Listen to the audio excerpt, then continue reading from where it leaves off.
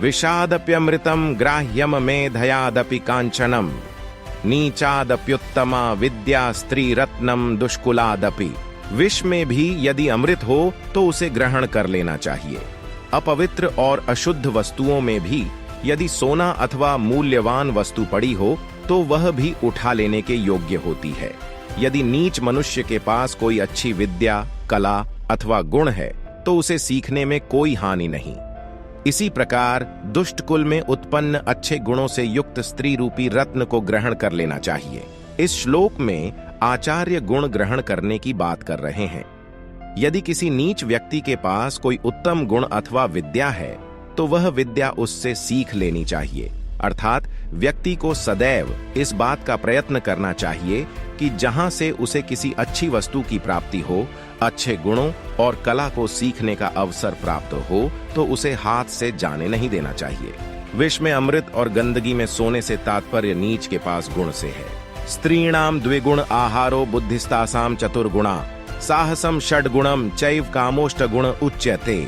पुरुषों की अपेक्षा स्त्रियों का आहार अर्थात भोजन 2 गुना होता है, बुद्धि 4 गुनी, साहस 6 गुना और काम वासना 8 गुना होती है। आचार्य ने इस श्लोक द्वारा स्त्री की कई विशेषताओं को उजागर किया है। स्त्री के ये ऐसे पक्ष हैं जिन पर सामान्य रूप से लोगों की दृष्टि नहीं जाती। भोजन की आवश्यकता स्त्री को पुरुष की अपेक्षा इसलिए ज्यादा है क्योंकि उसे पुरुष की तुलना में शारीरिक कार्य ज्यादा करना पड़ता है। यदि इसे प्राचीन संदर्भ में भी देखा जाए तो उस समय स्त्रियों को घर में कई ऐसे छोटे मोटे काम करने होते थे जिनमें ऊर्जा का व्यय होता था। आज के परिवेश में भी स्थिति लगभग वही है। शारीरिक बनावट, उसमें होने वाले परिवर्तन और प्रजनन आदि ऐसे कार्य हैं जिसमें क्षय हुई ऊर्जा को प्राप्त करने के लिए स्त्री को अतिरिक्त पौष्टिकता की आवश्यकता होती है। इस सत्य की जानकारी न होने के कारण बल्कि व्यवहार में इसके विपरीत आचरण होने के कारण बालिकाओं और स्त्रियों को पुरुषों की अपेक्षा ज्यादा कुपोषण का शिकार होना पड़ता है। बुद्धि का विकास समस्याओं को सुलझाने से होता है। इस दृष्टि से भी स्त्रियों को परिवार के सदस्यों और उसके अलावा भी कई लोगों से व्यवहार करना पड़ता है। इससे उनकी बुद्धि अधिक पैनी होती है, छोटी छोटी बातों को समझने की दृष्टि का विकास होता तथा विविधता का विकास होता है। आज के संदर्भ में इस क्षमता को स्पष्ट रूप से देखा जा सकता है। यदि शह कुल्ले नास्ति व्याधिना को न पीड़ितः, व्यसनम केन न प्राप्तम कस्य सौख्यम निरंतरम। किसके कुल में दोष नहीं है?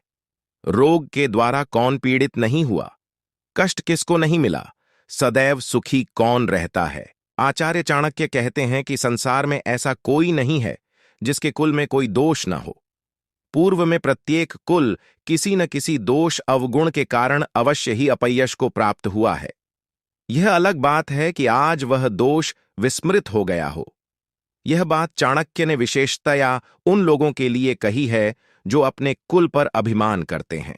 जो लोग रोग से पीड़ित होकर ईश्वर को दोष देते हैं, उनके लिए चाणक्य कहते हैं कि संसार में ऐसा कोई नहीं जो कभी न कभी किसी रोग से पीड़ित न हुआ हो।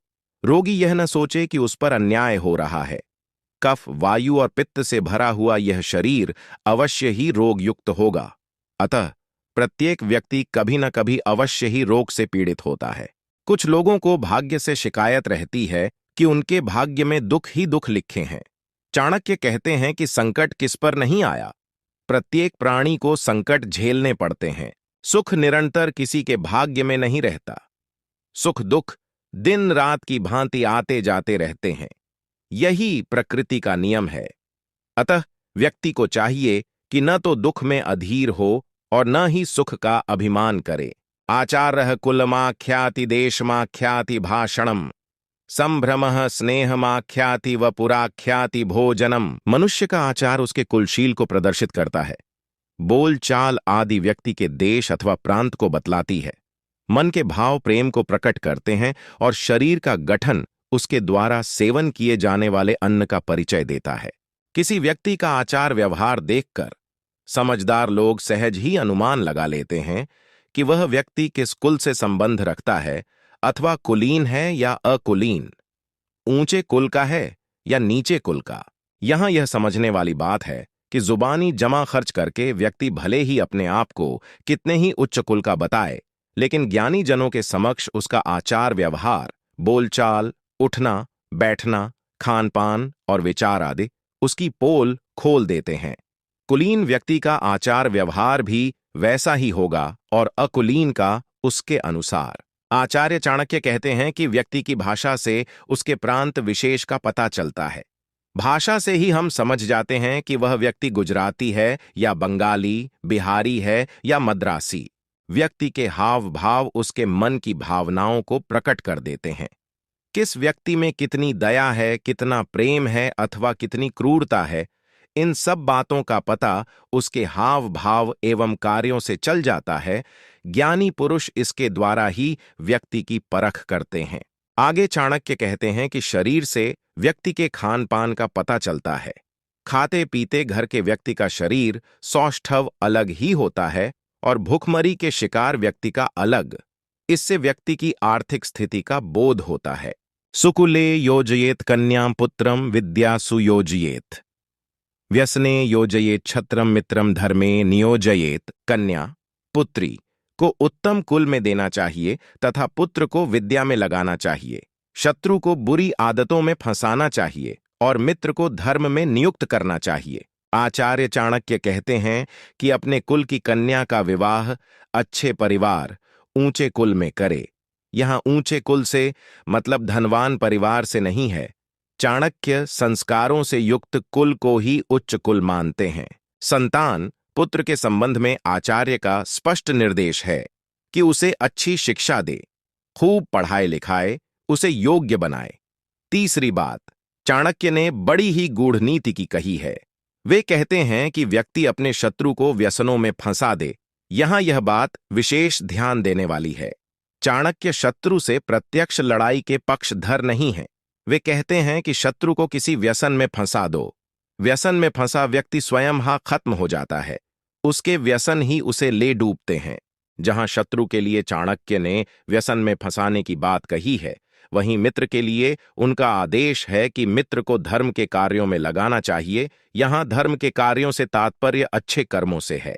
दुर्जनस्य च सर्पस्य वरम सर्पो न दुर्जनः, सर्पो दंशति कालेन दुर्जनस्तु पदे पदे। दुष्ट व्यक्ति की और सर्प की समानता की जाए तो चाणक्य कहते हैं कि इन दोनों में सर्प श्रेष्ठ है, क्योंकि सर्प तो समय आने पर ही काटता है, किंतु दुष्ट व्यक्ति तो पग पग पर काटता है, हानि पहुंचाता है, बुराई करता है। इस श्लोक में आचार्य चाणक्य ने बड़ी ही मौके की बात कही है। वे दुर्जन अर्थात दुष्ट व्यक्ति को विषैले सर्प से भी अधिक विषैला मानते हैं। उनका कहना है कि यदि इन दोनों में से किसी एक के संग रहने का विचार करना पड़े तो व्यक्ति को चाहिए कि दुष्ट का परित्याग करे और सर्प को अपना ले। उनके कथनानुसार सर्प तो कभी क्रोधित होने अथवा अहित होने पर ही काटेगा, किंतु दुष्ट व्यक्ति सदा ही स्थिर रहेगा। उसके दंश को आचार्य सर्पदंश से भी अधिक घातक मानते हुए जन सामान्य को सचेत कर रहे हैं कि दुष्ट के साथ रहने से अच्छा है कि मृत्यु का वरण कर लिया जाए। अतः व्यक्ति को दुष्ट की संगत से सदा बचना चाहिए। एतदर्थम कुलीना नाम नृपाः कुर्वन्ति संग्रहम्, आदि मध्यावसानेषु न त्यजन्ति च ते नृपम्। राजा लोग कुलीन पुरुषों को अपने यहाँ सेवकों आदि के रूप में इसलिए रखते थे कि संस्कार युक्त होने के कारण वे राजा का कभी साथ नहीं छोड़ते, न प्रारंभ में, न मध्य में और न अंत में। राजा लोग, राजपुरुष आदि अपने निकटस्थ पदों पर सदा कुलीन व्यक्तियों की नियुक्ति करने के पक्षधर होते हैं। इसका कारण यही होता है कि वे जानते हैं कि अपने अच्छे संस्कारों, अच्छी शिक्षा दीक्षा के कारण वे उनकी उन्नति में सहायक होंगे। सामान्य अवस्था में भी वे अच्छे सहयोगी सिद्ध होंगे और कठिन समय, संकट आदि आने पर भी उसका साथ देंगे। कुलीन व्यक्ति सदा स्वामी भक्त होते हैं, जबकि अकुलीन व्यक्ति बड़े लोगों से केवल स्वार्थवश जुड़ते हैं और ज्यों ही स्वामी पर विपरीत समय, संकट काल आता है, वे किनारा कर जाते हैं। कुलीन घराने के लोग उति के समय स्वामी के साथ चिपके रहते हैं। अतः व्यक्ति को चाहिए कि अपने जीवन में मित्र बनाने हों या सेवक रखने हों तो उनमें कुलीन घराने के पुरुषों को ही प्राथमिकता दें। नीच अथवा ओछे लोगों को न अपना मित्र बनाए, न उन्हें अपने संस्थान में महत्वपूर्ण पदों पर आसीन करें। सारांश यही है कि कुलीनों के साथ संपर्क रखने से मनुष्य की उन्नति होती है। प्रलये भिन्न मर्यादा भवन्ति किल सागरा, सागरा भेद मिच्छन्ति प्रलयेऽपि न साधवः। प्रलय आने पर समुद्र भी अपनी मर्यादा को त्याग देता है, वह भेद अलगाव की भी इच्छा रखता है, अर्थात तटों को लांघ जाता है, किंतु भद्र लोग प्रलय आने पर भी अपनी मर्यादा का त्याग नहीं करते। आचार्य चाणक्य ने यह बड़ी ही सुंदर बात कही है। सागर को बड़ा ही धीर गंभीर माना जाता है, उसकी उपमाएं दी जाती है, किंतु चाणक्य कहते हैं कि धीर गंभीर पुरुष सागर से भी श्रेष्ठ है। सागर ज्वार भाटा आने पर, प्रलय आने पर अपनी मर्यादा तोड़ देता है, तटों को लांघकर भारी तबाही मचा देता है, किंतु धीर गंभीर पुरुष संकटों के पहाड़ टूटने पर भी अपनी मर्यादा का त्याग नहीं करते। प्राणों पर संकट आने पर भी वे अपनी धीरता एवं गंभीरता का त्याग नहीं करते। अतः संत पुरुष साधुजन कभी भी अपनी मर्यादा का उल्लंघन नहीं करते। यहां संत साधु का तात्पर्य गेरुए वस्त्र धारण किए जोगी से नहीं है, बल्कि उनसे है जो यस्मिन देशे न सम्मानो न वृत्तिर्न च बांधवा न च विद्यागमः कश्चित् तम देशम परिवर्जयेत्। जिस देश में व्यक्ति को सम्मान न मिले, जहां आजीविका के साधन उपलब्ध न हो, जहां बंधु बांधव और मित्र न हो, विद्या प्राप्ति के साधन भी न हो, उस देश में व्यक्ति को कभी निवास नहीं करना चाहिए। सम्मान व्यक्ति का जन्मसिद्ध अधिकार है। जहां व्यक्ति को सम्मान न मिले, चाहे वह देश हो, गांव हो या शहर, वहां व्यक्ति को नहीं रुकना अथवा रहना चाहिए। खाली सम्मान से भी बात नहीं बनती। सम्मान से जीने के लिए व्यक्ति को जीविका चाहिए।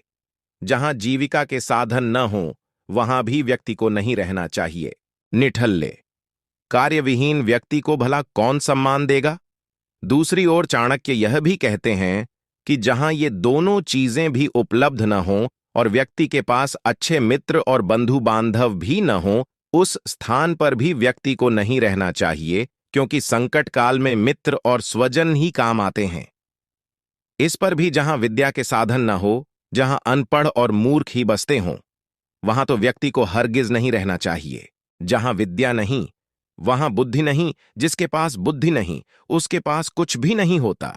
विद्याहीन को कौन सम्मान देगा, कौन रोजगार देगा? ऐसे मूर्ख से कौन मित्रता रखेगा?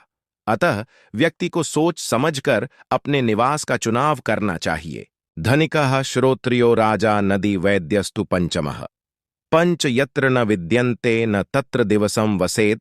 जिस देश में धनी मानी व्यवसायी वेदपाठी ब्राह्मण न्यायप्रिय तथा प्रजावत्सल व शासन व्यवस्था में निपुण राजा, जल की आपूर्ति के लिए नदियां और बीमारी से रक्षा के लिए वैद्य आदि न हो, अर्थात ये पांचों सुविधाएं प्राप्त न हों, वहां व्यक्ति को कुछ दिन के लिए भी नहीं रहना चाहिए। आचार्य चाणक्य ने जीवन की 5 मूल आवश्यकताओं की ओर ध्यान आकर्षित किया है और हिदायत दी है कि जहां यह पांचों सुविधाएं न हों, वहां व्यक्ति को कुछ दिन भी नहीं रहना चाहिए और स्थायी रूप से निवास तो होना ही नहीं चाहिए। धनवान का कार्य है समय पड़ने पर आरण देना।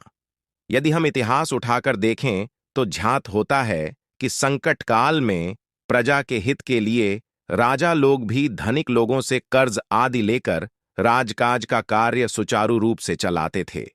इसके अतिरिक्त धनी लोग राज्य की योजनाओं में भी सहयोगी होते हैं। क्षत्रिय अर्थात वेदज्ञ ब्राह्मण का कार्य है उपदेश देकर लोगों को सन्मार्ग पर चलने के लिए प्रेरित करना। वेद की तरह शाखा का अध्ययन करके छकर्मों, पढ़ना, पढ़ाना, यज्ञ करना, कराना, दान देना और लेना के धर्म को जानने वाला ब्राह्मण क्षत्रिय होता है। वेद पाठी कर्मकांडी ब्राह्मण ज्ञान के भंडार होते हैं, अतः किसी भी देश प्रदेश में उनका विशेष महत्व माना गया है। राजा न्याय और रक्षा के लिए होता है, उसे भी धार्मिक होना चाहिए। जल ही जीवन है। खेतों की सिंचाई, उन्नति और वृद्धि के लिए नदियों का होना आवश्यक है। रोगी होने पर चिकित्सा के लिए वैद्य की आवश्यकता भी सर्वाधिक महत्वपूर्ण है। आपदर्थे धनम रक्षेत् श्रीमताम कुत आपदः कदाचित चलिता लक्ष्मीय संचितोपि विनश्यति। व्यक्ति को संकट काल से निपटने के लिए धन का संचय करना चाहिए, क्योंकि धन अर्थात लक्ष्मी को चंचल कहा गया है। चाणक्य कहते हैं कि एक समय ऐसा आता है कि संचित धन भी नष्ट हो जाता है। संकट काल के लिए धन का संचय करो। साथ ही वे कहते हैं कि संचित धन भी नष्ट हो जाता है। अतः व्यक्ति को धन पर पूरी तरह भरोसा करके निठिल्ले नहीं बैठना चाहिए। मनुष्य को अपनी शक्ति, बुद्धि और उद्यम पर भरोसा करना चाहिए। तभी वह विपत्ति को आने से रोक सकता है, अथवा आ जाने पर सूझबूझ के साथ उसे टाला जा सकता है। किंतु इसका अर्थ यह नहीं है कि व्यक्ति धन का संचय करे ही नहीं। संकट काल के लिए तो चींटी तक भोजन एकत्रित करके रखती है। वर्षा ऋतु उनके लिए संकट काल है, अतः वह पहले ही दाना दाना अपने बिलों में एकत्रित करती हैं। अतएव धन संचय करना आवश्यक है, लेकिन उस पर पूरी तरह निर्भर रहना भी मूर्खता है। विषादप्यमृतम ग्राह्यम मेध्यादपि कांचनम नीचादप्युत्तमा विद्या स्त्री रत्नम दुष्कुलादपि। विष में से अमृत को, अशुद्ध पदार्थों में से सोने को, नीच मनुष्यों से उत्तम विद्या को, दुष्ट कुल से स्त्री रत्न को ले लेना चाहिए। यदि विष से भी अमृत की प्राप्ति होती हो तो उसका परित्याग नहीं करना चाहिए, बल्कि ग्रहण कर लेना चाहिए। यदि गंदे स्थान पर स्वर्ण पड़ा हो तो उसे भी ले लेना चाहिए। स्थान विशेष का विचार नहीं करना चाहिए। किसी नीच पुरुष के पास कोई उत्तम विद्या है तो उस व्यक्ति के कुल चरित्र का विचार न करके उसके पास से उस विद्या अथवा गुण को ग्रहण कर लेना चाहिए। इसी प्रकार नीच कुल की भी सुंदर लड़की रत्न रूप है, गुणी है, तो उसके परिवार की चिंता किए बिना उसे भी ग्रहण कर लेना चाहिए। घोर बुरे व्यक्ति से भी यदि अच्छी शिक्षा मिले, अच्छी वस्तु मिले, तो उसे प्राप्त करने में संकोच न करे। श्लोकेन व तदर्थेन पादेनैकाक्षरेण वा अबंध्यम दिवसम कुर्याद दानाध्ययन कर्म भी। मनुष्य को चाहिए कि प्रतिदिन एक श्लोक पढ़े, उसका अध्ययन मनन करे। एक श्लोक पूरा पढ़कर समझने का समय न मिले तो आधा श्लोक पढ़े और उसका मनन व अध्ययन करे।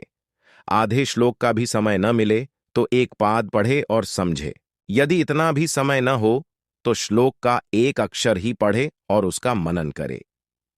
आचार्य श्री के कहने का तात्पर्य यही है कि व्यक्ति को कुछ न कुछ स्वाध्याय करके अपने दिन को सार्थक बनाना चाहिए। कुछ लोग दूसरे मामलों में व्यर्थ के कामों में अथवा धन कमाने में लगे रहते हैं, मगर किसी अच्छी सीख देने वाली पुस्तक का एक अक्षर तक नहीं पढ़ते। ऐसे लोगों के लिए चाणक्य ने कहा है कि वे अपना दिन निरर्थक ही व्यतीत करते हैं। चाणक्य कहते हैं कि किसी कारणवश यदि व्यक्ति स्वाध्याय न कर सके तो उसे अपने उस दिन को सफल बनाने के लिए दान आदि करना चाहिए। इसके अतिरिक्त परोपकार एवं यज्ञादि करके भी व्यक्ति दिन को सफल बना सकता है। इस तरह परोपकार एवं अन्य शुभ कर्म दिन में करने से मनुष्य रात्रि में सुख की नींद सोता है। इसी प्रकार वर्ष के 8 महीनों में एक ऐसा प्रयत्न करे कि वर्षा काल में सुखपूर्वक रह सके। आयु के पूर्वार्ध में ऐसा कर्म करे जिससे वृद्धावस्था में सुखपूर्वक रह सके, और जीवन भर ऐसे कर्म करे जिससे मृत्यु के उपरांत परलोक में सुख से रहे। आचार्य चाणक्य का कहना है कि मनुष्य जन्म बड़े भाग्य से मिलता है, अतः उसे व्यर्थ नहीं जाने देना चाहिए। मनुष्य को चाहिए कि वह अपना समय, अपना दिन वेद आदि शास्त्रों के अध्ययन में ही बिताए तथा उसके साथ साथ दान आदि अच्छे कार्य भी करे। जो व्यक्ति पूरे दिन में किसी शास्त्र अथवा उत्तम पुस्तक का एक अक्षर भी नहीं पढ़ता, उसे समझ लेना चाहिए कि उसका वह दिन व्यर्थ ही गया। इसके अतिरिक्त दिन को सार्थक करने का दूसरा उपाय है दान। जो व्यक्ति स्वाध्याय न कर सके उसे दान करके अपने दिन को सार्थक करना चाहिए। कहने का तात्पर्य यह है कि दिन को निरर्थक न जाने दे। दान, स्वाध्याय या जप तप यज्ञादि करके दिन को सार्थक बनाए। कांतावियोगः स्वजनापमान रणस्य शेषः कुनृपस्य सेवा दरिद्र भावो विषमा सभा च विनाग्निनयते प्रदहन्ति कायम। पत्नी का वियोग, बंधु बांधवों द्वारा अनादर, आरणादि का शेष रहना, दुष्ट राजा की सेवा, यह कार्य दरिद्रता और अग्र के बिना ही शरीर को दग्ध करते हैं। आचार्य चाणक्य कहते हैं कि पत्नी का वियोग, किसी भी कारण पत्नी से अलग होना या पत्नी का न होना, स्वजनों द्वारा किया गया अपमान, किसी का ऋण न चुका पाना अथवा किसी का ऋण शेष रह जाना और चेष्टा करने पर भी चुकाया न जाना, तथा निकृष्ट, दुष्ट, दंभी, अहंकारी स्वार्थी स्वामी की सेवा करने की पीड़ा, ये कुछ ऐसे दुख हैं जो व्यक्ति को जीवन भर जलाते रहते हैं। चाणक्य कहते हैं कि दरिद्रता भी व्यक्ति को इतनी पीड़ा नहीं पहुंचाती जितनी पीड़ा उपरोक्त बातें पहुंचाती हैं। इनसे अग्नि के बिना ही व्यक्ति का शरीर दग्ध हो जाता है। व्यक्ति को ऐसी चेष्टा करनी चाहिए कि मृत्यु को छोड़कर उसका अपनी पत्नी से अलगाव न हो। न ही ऐसी परिस्थिति उत्पन्न करनी चाहिए जिससे अपने बंधु बांधव और संबंधी अपमान करें। किसी का ऋण भी यथासंभव थोड़ा थोड़ा करके चुका देना चाहिए तथा चेष्टा करनी चाहिए कि दुष्ट स्वामी की सेवा से बचे, क्योंकि ये बातें व्यक्ति को जीवन भर सताती रहती हैं और वह भीतर ही भीतर जलता कुढ़ता रहता है। नदी तीरे च ये वृक्षाः परगृहेषु कामिनी, मंत्रिहीनश्च राजानः शीघ्रं नश्यन्न संशयम्। नदी के किनारे के वृक्ष, दूसरे के गृह में रहने वाली स्त्री तथा मंत्रीहीन राजा, ये बहुत शीघ्र नष्ट हो जाते हैं, इस बारे में कोई संदेह नहीं है। तेज बहाव वाली नदी के किनारों पर उगे वृक्ष शीघ्र नष्ट इसलिए हो जाते हैं कि न जाने कब नदी में उबाल आ जाए और उसका जल किनारों को अपने साथ बहा ले जाए। ऐसे में नदी किनारे के वृक्ष कहाँ सुरक्षित रहेंगे? दूसरे के घर में रहने वाली स्त्री, अर्थात जो अपने परिवार को छोड़कर किसी दूसरे की आश्रिता हो जाए, उसके जीवन का भी कुछ पता नहीं। गृहस्वामी कब उसे घर से निकाल बाहर करे।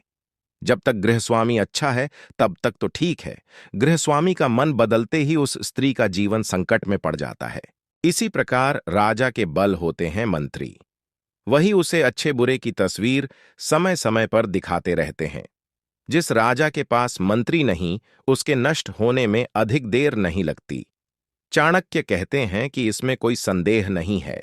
बलम विद्या च विप्राणाम राज्यम सैन्यम बलम तथा बलम वित्तम च वैश्याणाम शूद्राणाम परिचर्यकम। ब्राह्मणों का बल विद्या है, राजाओं का बल सेना, वैश्यों का बल धन और शूद्रों का बल सेवा है। प्रत्येक व्यक्ति किसी न किसी बल से जीवित रहता है, अपने उसी बल से वह मान सम्मान पाता है। यदि व्यक्ति के पास उसका संबंधित बल नहीं होता तो वह स्थान स्थान पर अपमानित होता है तथा बलहीन होने के कारण दूसरों से दबकर रहता है, भयभीत रहता है। ब्राह्मण के पास यदि विद्या न हो तो उसे अपमानित होना पड़ता है और दबकर रहना पड़ता है। राजा का बल किसी सैन्य शक्ति से आंका जाता है। जिस राजा के पास जितनी अधिक सैन्य शक्ति होती है वह उतना ही बलवान माना जाता है। आसपास के क्षेत्रों में उसकी धाक होती है।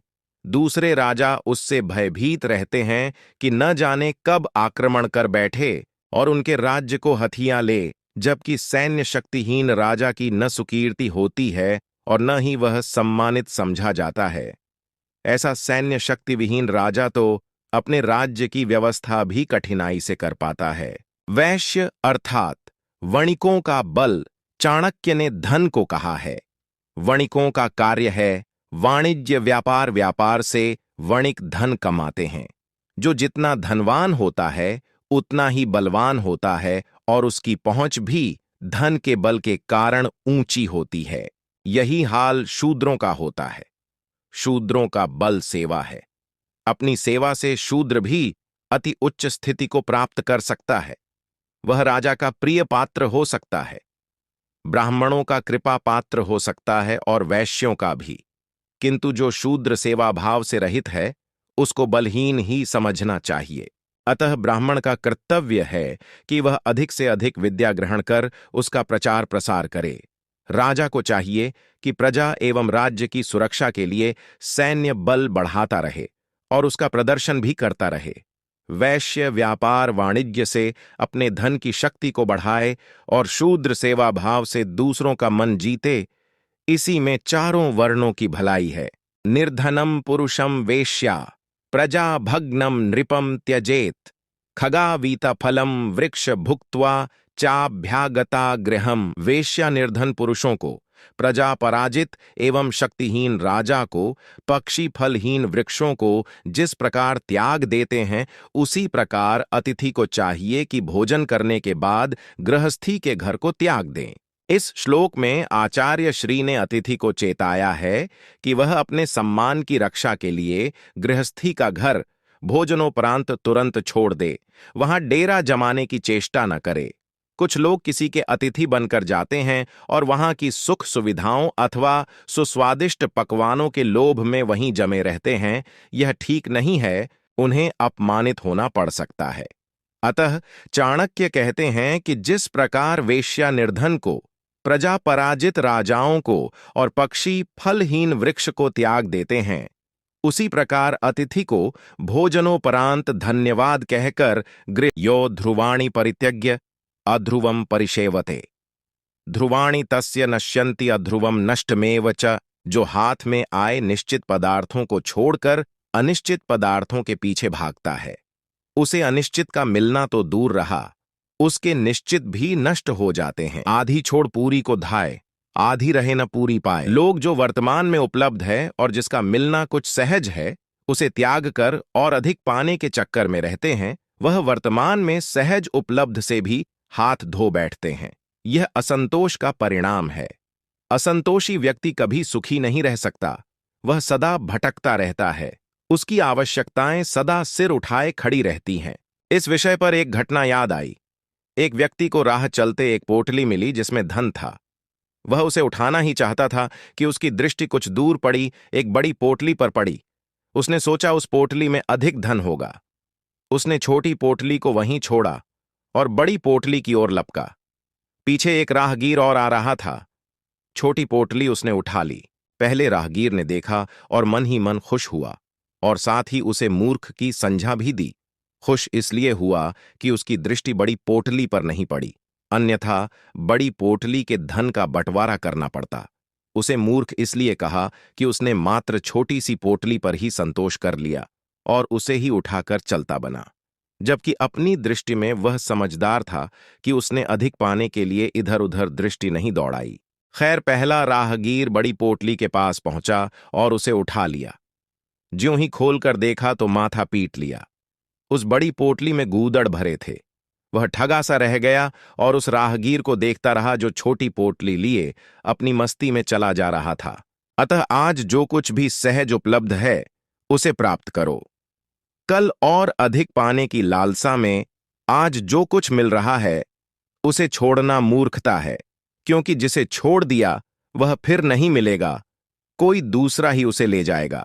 वर्येत कुलजाम प्राज्यो विरूपाम पिकन्यकाम, रूपवर्ती न नीचस्य विवाह सदृश्य कुले। बुद्धिमान व्यक्ति को श्रेष्ठ कुल की कन्या से ही विवाह करना चाहिए, उसे सौंदर्य के पीछे नहीं भागना चाहिए। कुलीन कन्या का रंग रूप भले ही सामान्य हो, किंतु व्यक्ति को अपना संबंध कुलीन घराने की कन्या से ही करना चाहिए। इसके विपरीत नीच कुल की सुंदर कन्या से केवल उसका रूप देखकर विवाह करना उचित नहीं। सामाजिक प्रतिष्ठा एवं मानसिक शांति के लिए व्यक्ति को श्रेष्ठ कुल में ही विवाह संबंध करना चाहिए। कुलीन कन्या यदि बहुत अधिक सुंदर भी न हो तो भी उसका वरण कर लेना चाहिए, क्योंकि अच्छे कुल की होने के कारण वह गुणी होगी, लोक, लाज, मर्यादा, सम्मान, स्वाभिमान आदि से परिपूर्ण होगी, सम्मान करने और कराने वाली होगी। किंतु नीच कुल की कन्या अति सुंदरी हो तो भी वरण योग्य नहीं है, क्योंकि नीच कुल की होने के कारण उसकी प्रवृत्ति भी नीच होगी। यहां सौंदर्य गौण हो जाता है। सुंदर स्त्री हो किंतु उसका कुल नीच हो तो ऐसा सौंदर्य किसी काम का नहीं। ऐसी स्त्री कभी भी अपना रंग दिखा सकती है। देखा गया है कि नीच कुलों की स्त्रियां पति को पति नहीं समझती, परिवार के छोटे बड़ों को यथोचित सम्मान नहीं देती और व्यक्ति का जीवन नर्क हो जाता है। अतः व्यक्ति को सदैव कुलीन घराने से ही वैवाहिक संबंध जोड़ना चाहिए। यहां यह बात विशेष ध्यान देने वाली है कि श्रेष्ठ कुल यदि गरीब भी हो तो भी धनवान नीच कुल से अच्छा है। स्त्रीणाम द्विगुण आहारो बुद्धिस्तासाम चतुर्गुणा साहसम षड्गुणम चैव कामोष्ट गुण उच्यते। आचार्य चाणक्य का स्त्रियों के विषय में गहन अध्ययन है। अतः अपने अध्ययन के आधार पर उनका अनुभव है कि स्त्रियों का आहार पुरुषों की अपेक्षा 2 गुना, बुद्धि 4 गुना, साहस 6 गुना और काम वासना 8 गुना अधिक होती है। आचार्य चाणक्य ने कामसूत्र जैसे ग्रंथ की रचना आचार्य वात्स्यायन के नाम से की थी, जिसमें उन्होंने स्त्रियों के ऐसे ऐसे भेद उजागर किए हैं कि पूरा विश्व आज भी आश्चर्यचकित है। अपने इसी गहन अध्ययन के आधार पर आचार्य कहते हैं कि स्त्रियों का आहार पुरुषों से 2 गुना होता है। जैसा कि देखने में आता है कि स्त्रियां बहुत धीरे धीरे भोजन करती हैं, जबकि पुरुष जल्दबाजी में, अतः स्त्रियां भोजन का पूरा रस लेती हैं और स्वाद स्वाद में पुरुष से ज्यादा खा लेती हैं, लगभग दुगना। बुद्धि भी स्त्रियों में पुरुष से 4 गुना अधिक बताई है। सच है, स्त्रियां बुद्धिमान और पुरुष से अधिक विवेकशील होती हैं। साहस भी स्त्रियों में पुरुषों की अपेक्षा 6 गुना अधिक होता है। वे बहुत दुस्साहसपूर्ण कार्य परिणाम की चिंता किए बिना कर गुजरती हैं। इसी प्रकार काम वासना भी उनमें पुरुष से 8 गुना अधिक होती है। यह अलग बात है कि लज्जावश वे उसे प्रकट न करें, किंतु लज्जा त्याग कर जब स्त्री अपनी कामुकता का प्रदर्शन करती है तो पुरुष उनके सामने कहीं भी नहीं टिक पाता। चूंकि लज्जा उसका आभूषण है, इसलिए वह उसका त्याग मुश्किल से ही कर पाती है। आतुरे व्यसने प्राप्ते दुर्भिक्षे शत्रु संकटे राजद्वारे श्मशाने च यस्तिष्ठति स बांधवः आ। किसी असाध्य रोग से घिर जाने पर, दुखी होने पर, अकाल पड़ जाने पर, शत्रु का भय उपस्थित हो जाने पर, अभियोग से घिर जाने पर और परिवार के किसी भी सदस्य की मृत्यु हो जाने पर साथ निभाने वाला व्यक्ति ही सच्चे अर्थों में बंधु कहलाता है। प्रत्येक व्यक्ति यह दावा करता है कि उसके कुछ भाई बंधु हैं, पर आमतौर पर वह सच्चे और समर्पित बंधु बांधवों की परख नहीं रखता। इसका भान उसे रोगी होने पर, दुख पड़ने पर, अकाल पड़ने पर, शत्रु से संकट उपस्थित होने पर, कोई कानूनी मसला पड़ने पर या किसी परिजन की मृत्यु पर कंधे से कंधा मिलाकर जो शमशान तक भी चले, वही सच्चा बंधु है। कहां भी जाता है। सुख के सब साथी होते हैं, दुख का कोई विरला। सच्चा बांधव तो वही है जो दुख में भी साथ दे। यदि व्यक्ति रोगी हो गया है तो उसकी देखभाल करने में, अकाल पड़ने पर खुद भले ही भूखा रहे, बांधव को भोजन दे। यहां अकाल पड्डी डीएचने से तात्पर्य उस स्थिति से है कि व्यक्ति के पास खाने को न हो। मुकदमा लग जाने पर जो अदालत में और शमशान में जाने के मामले में बराबर साथ दे, वही सच्चा बांधव है।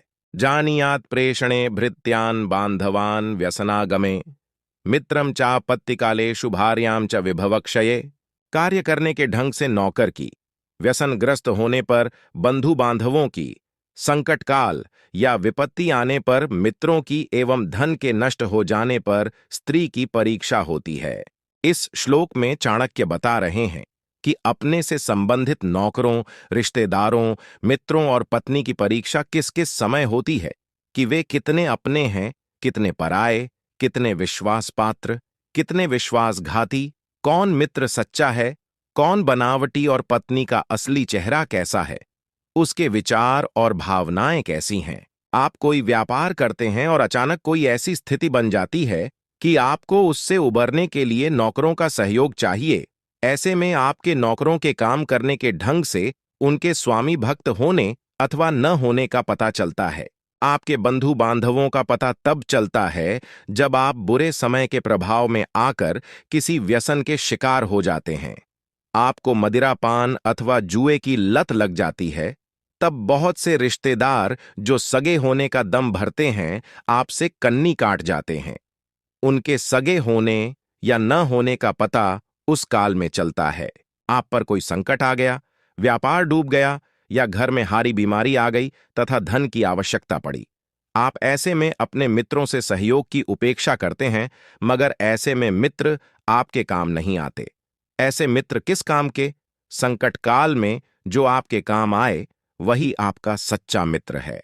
अतः सिद्ध होता है कि मित्रों की परख संकट काल में होती है। अब बात आती है पत्नी की। पत्नी को पति का हम कदम माना गया है। जब तक आपके पास धन और दूसरी सुविधाएं हैं, तब तक पत्नी आपके साथ है, आपको प्यार भी करती है और सम्मान भी देती है। यह स्वाभाविक है। ऐसे में आप यह निर्णय नहीं ले सकते कि पत्नी आपको सच्चा प्यार करती है या वह आपका सम्मान करती है। पत्नी की सच्ची परख व्यक्ति को संकट काल में होती है। आपका धन चुक गया अथवा आप शरीर से बैठ गए। देखने में आता है कि इन हालातों में बहुत सी स्त्रियां अपने पतियों को छोड़कर किनारा कर लेती हैं। ऐसी स्त्री को पति की वफादार या हमकदम नहीं कहा जा सकता। संकट काल में भी यदि पत्नी तन मन से समर्पित है, वही सच्ची हमकदम है। अगर राह दूरी कृता करिवरेण यदि कर्णतालैर मदांध बुद्धया तस्यैव गंड युगमंडनहा निरेशा भृंगा पुनर्विकच पद्मवने वसंती। यदि मदांध बुद्धि वाले करिव्रेण श्रेष्ठ गजराज हाथी ने गजमद की इच्छा से आए हुए भौरों को अपने कानों को फड़फड़ाकर दूर हटा दिया, तो यह उस हाथी के ही दोनों गंड स्थलों की शोभा की हानि हुई। भौरे तो पुनः फिर विकसित कमल वन में जाकर रहने लगते हैं। इस श्लोक का अभिप्राय यह है कि याचक को भगा देने से याचक की हानि नहीं होती, क्योंकि उसे तो कोई न कोई देने वाला मिल ही जाता है। वास्तव में इनकार करने से दाता की ही हानि होती है, क्योंकि तिरस्कृत याचक फिर उस ओर नहीं जाता। अतः धनी लोगों को चाहिए कि याचकों को निराश न लौटाएं। उन्हें संतुष्ट ही करना चाहिए, ताकि वे उनके सम्मान की गाथा अन्य स्थान पर भी गाएं। राजा वेश्या यमो हास्तिस्करो बालयाचको परदुखम न जानन्ति अष्टमो ग्राम कंटकः। राजा, वेश्या, यमराज, अग्रचोर, बालक तथा याचक और 12वां ग्राम कंटक, ग्रामवासियों को पीड़ा देकर अपना निर्वाह करने वाला, ये दूसरे के दुख को नहीं जानते। राजा जनता को पीड़ित करके भी अपना खजाना भरना चाहता है। वेश्या को धन चाहिए, चाहे प्रेमी कहीं से लाकर दे। यमराज समय आने पर प्राणियों के प्राण हर लेते हैं, चाहे परिवार वालों को कितना ही कष्ट हो। अनि जब प्रचंड रूप धारण करती है तो उसकी जिह्वा सब कुछ समेट लेती है। किसी की हानि लाभ से उसे कोई प्रयोजन नहीं होता। चोर को अपनी चोरी से मतलब है, वह यह नहीं सोचता कि इस धन को चुराने से इसके स्वामी की क्या दशा होगी। बाल हठ प्रसिद्ध ही है। भिक्षा मांगने वाला भी अपने ही स्वार्थ की अधिक सोचता है, और ग्राम कंटक का तो निर्वाह ही ग्रामवासियों को पीड़ा देकर होता है। अध पश्चसि किम वृद्ध पतितम तव किम भुवि रे रे मूर्ख न जानासि गतम तारुण्य मौक्तिकम। किसी बहुत बूढ़ी स्त्री को जिसकी कमर झुक गई है देखकर कोई लड़का व्यंग्य बाण छोड़ते हुए पूछता है, हे नव तरुणी, नीचे क्या देखती है, ढूंढती है? तेरा भूमि पर क्या गिर पड़ा है? तेरा क्या खो गया है? इस व्यंग्य बाण को सुनकर बूढ़ी स्त्री बोली, अरे ओ मूर्ख, तू नहीं जानता कि मेरा यौवन रूपी मोती खो गया है, मैं उसी को ढूंढ रही हूं। बूढ़े लोगों का सम्मान करना चाहिए, उन पर व्यंग्य के बाण नहीं छोड़ने चाहिए। एक दिन व्यंग्य के बाण चलाने वालों की भी वही अवस्था आती है। व्यालाश्रयापि विफलापि सकंटकापि वक्रापि पंकिल भवापि दुरासदापि गंधेन बंधुरसिकेत की सर्वजंतोर एको गुणः खलु निहंति समस्त दोषान। हे केतकी, यद्यपि तू सर्पों का घर है, फलों से रहित है, तुझ में कांटे हैं, साथ ही टेढ़ी भी है, तू पैदा भी कीचड़ में होती है, तू मिलती भी मुश्किल से है। इतना सब कुछ होने पर भी तू अपने गंध और गुण की वजह से सब प्राणियों की प्रिय बन रही है। इससे पता चलता है कि एक गुण सारे दोषों को नष्ट कर देता है। आचार्य चाणक्य कहते हैं कि कभी कभी किसी व्यक्ति का कोई एक ही गुण उसके अन्य सभी दोषों को ढक लेता है। इसका उदाहरण है केतकी का फूल। उसे संबोधित करते हुए आचार्य कहते हैं कि केतकी, तुझ में सांप लिपटे रहते हैं और फल भी नहीं लगते, तुझ में कांटे भी बहुत हैं। इसके अतिरिक्त तेरा जन्म कीचड़ में होता है और आसानी से तू प्राप्त भी नहीं होती। इस प्रकार तुझ में इतने अवगुण हैं, परंतु तुम्हारे पास सभी प्राणियों को मोहित करने वाली गंध के रूप में एक ऐसा गुण है जो तुम्हारे इन सभी दोषों को ढंक लेता है और लोग तुम्हें पाने के लिए उत्सुक रहते हैं।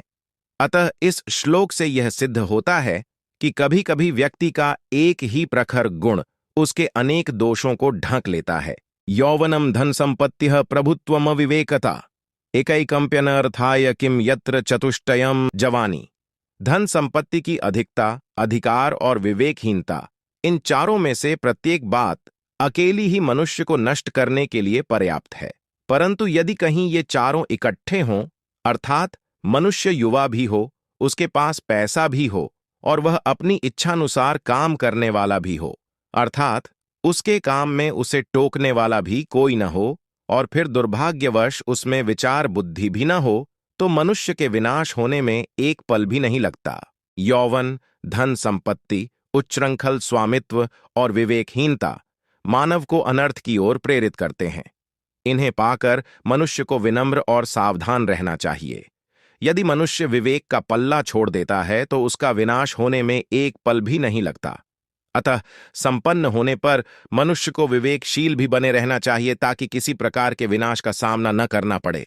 आशा है आपको हमारे द्वारा बनाए गए चाणक्य नीति के सभी एपिसोड पसंद आए होंगे। अगर आपने चाणक्य नीति के किसी एपिसोड को मिस किया है तो कृपया हमारे चाणक्य नीति के अन्य एपिसोड को देख सकते हैं। मिलते हैं एक नए टॉपिक के साथ, तब तक खुश रहिए और हमेशा अच्छी किताबें को अपना